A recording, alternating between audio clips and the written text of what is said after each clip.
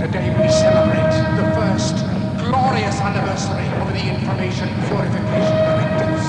We have created, for the first time in all history, a garden of pure ideology, where each worker may bloom, secure from the pests, obeying contradictory thoughts.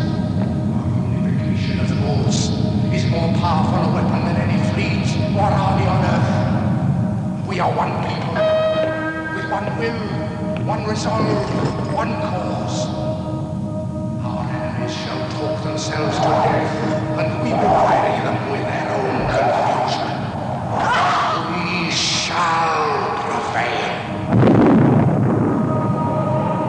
On January 24th, Apple Computer will introduce Macintosh. And you'll see why 1984 won't be like 1984.